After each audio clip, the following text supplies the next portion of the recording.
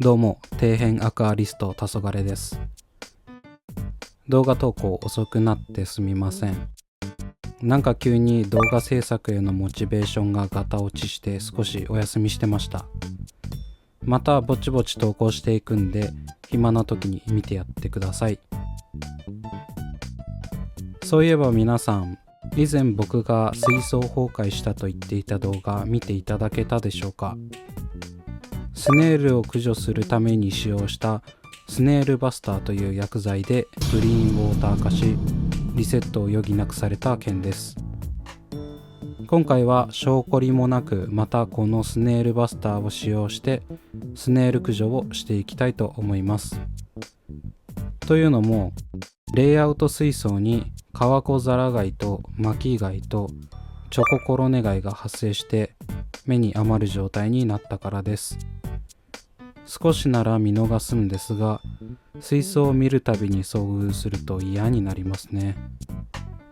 どんだけ注意しててもどこかしらの水槽で発生しているとどうしても防ぎようがないです。今回スネールバスターを使用するにあたって前回の教訓を生かし、エアレーションを強化しながら1日おきに水質を測っていました。前回はグリーンウォーター化プラスアンモニア大量発生の死の水になってしまったので、アンモニアは注意して見ていきました。ただ初日2日目とも拍子抜けするほど問題がなかったので、特に心配はしていませんでした。1日から2日の間隔で投与を続けて、3回目の投与が終了した翌日、あの悪夢が再び発生してしまいました。朝起きてみると、なぜか水位を上げたわけでもないのにヤマトヌマエビが2匹飛び出し事故に遭っていたんです。どこの水槽から飛び出したんだろうと心配になっていた矢先、消灯している時は気づかなかったんですが、照明をつけた途端白濁した水槽が目に飛び込んできました。まさかの急変。急いで水質検査を行います。硝酸亜硝酸が検出され、 pH が異常に高い数値になっていました。アンモニアはご覧の通りのどす黒さ、最悪の状態になってしまいました。ヤマトヌマエビの飛び出し事故はアンモニアの急上昇による水質悪化が原因だということが分かりました。水質検査の時 TDS も測っとけばよかったと後悔しています。毎日の水質検査、エアレーションの強化など万全を期していたつもりだったのですが甘かったです。おまけにスネールは生き残っているという。正直一度のサイクル投与では完全に駆除することはできないと分かっていたんですが、水量が多い分30センチキューブ水槽の時よりも効きが悪い感じがしました。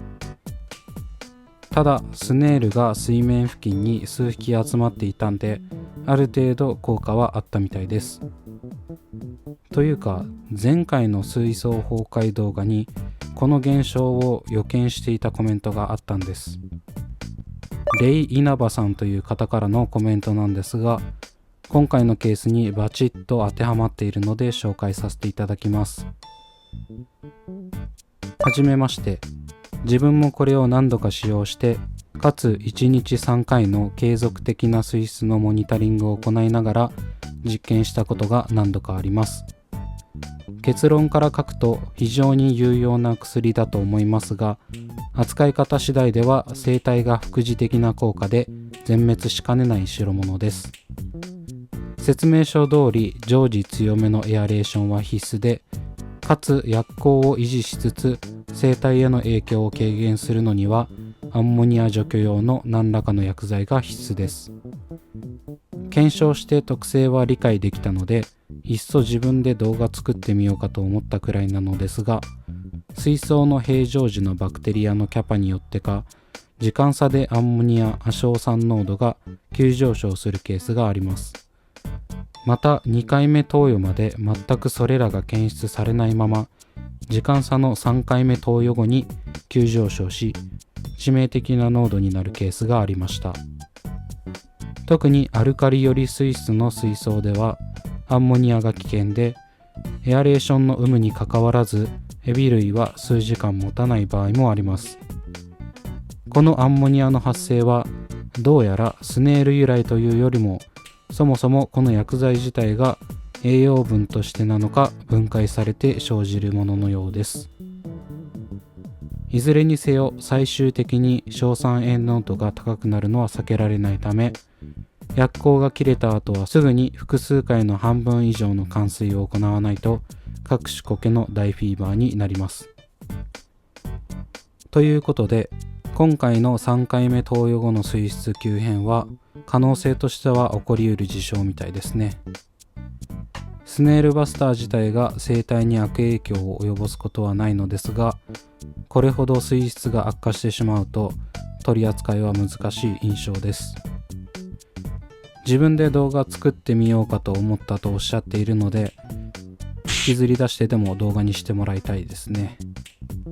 とても有益な情報なのは間違いないので、ぜひお願いします。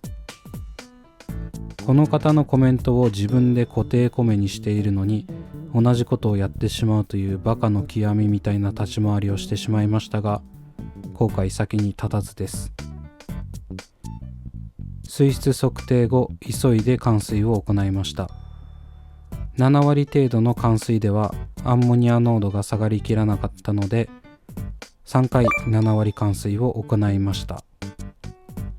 本当は出来上がってきた飼育水なので大量の換水はしたくなかったのですが、研究性の高い状態なので致し方ないです。3回の換水でここまで下がり、水の透明度も少し回復しました。スネールバスター、自分で何回も言っていますが、やっぱりトリートメント用で使用しないと僕には扱いきれない代物みたいです。今後はスネールの根絶は諦め、ストック水槽にいるアベニーたちに頑張ってもらうことにします。今回のようなケースになるかどうかは各ご家庭の水槽状況によるので、必ずしもスネールバスターを使用して水質が悪化するというわけではないです。ただ、使用する際はこまめな水質検査を推奨します。次回は取りきれなかったアンモニアを最強兵器でなくしていく予定なので乞うご期待。というわけで今回はここまで。Twitter と Instagram もやっておりますので、そちらも見ていただけると嬉しいです。チャンネル登録、高評価、コメントお待ちしております。動画制作の励みになりますのでぜひ。それではご視聴ありがとうございました。